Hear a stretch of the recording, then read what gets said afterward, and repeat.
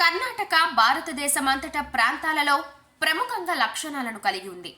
నానేబా కొన్ని సంవత్సరాలుగా పట్టణాలు మరియు గ్రామాల తలుపులు మరియు గోడలపై వ్రాయబడి ఉంది. ప్రజలు తమ ఇళ్లల్లోకి దుర్మార్గపు ఆత్మ ప్రవేశాన్ని నిరోధించడానికి గోడలపై దీన్ని వ్రాస్తారు.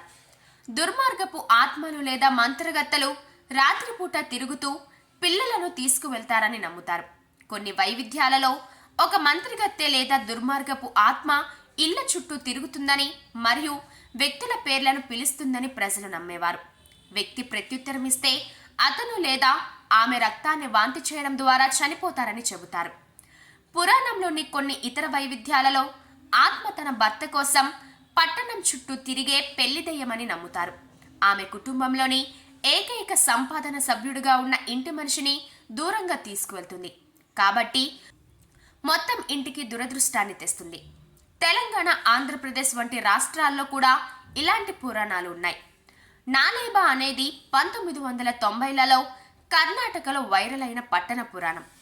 పురాణం ఏమిటంటే ఒక మంత్రగత్తె రాత్రిపూట వీధుల్లో తిరుగుతూ తలుపు తడుతుంది. మంత్రగత్తె స్పష్టంగా మీ బంధువుల గొంతులతో మాట్లాడుతుంది కాబట్టి మీరు తలుపు తెరవడానికి మోసపోతారు. మీరు దానిని తెరిస్తే మీరు చనిపోతారు. కాబట్టి నివాసితులు తమ ఇంటి తలుపులు మరియు గోడల వెలుపల నాలేబాని వ్రాయాలనే ఒక తెలివైన ఆలోచనతో వచ్చారు. కాబట్టి దెయ్యం దానిని చదివి మరుసటి రోజు మళ్ళీ రావడానికి తిరిగి వెళ్ళినప్పుడు మరి చక్రం పునరావృతమవుతుంది. 2018 బాలీవుడ్ చలనచిత్రం స్త్రీ, శ్రద్ధ కపూర్ మరియు రాజ్ కుమార్ రావు నటించారు. ఇది కర్ణాటక నుండి వచ్చిన నాలేబా కథ ఆధారంగా రూపొందించబడింది.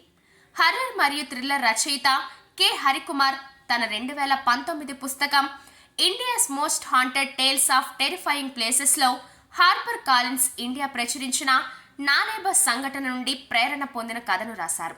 ఈ భావన 1990 కన్నడ చిత్రం నిగూఢ రహస్యం యొక్క ప్రధాన నేపథ్య కథాంశంలో కూడా చూడవచ్చు.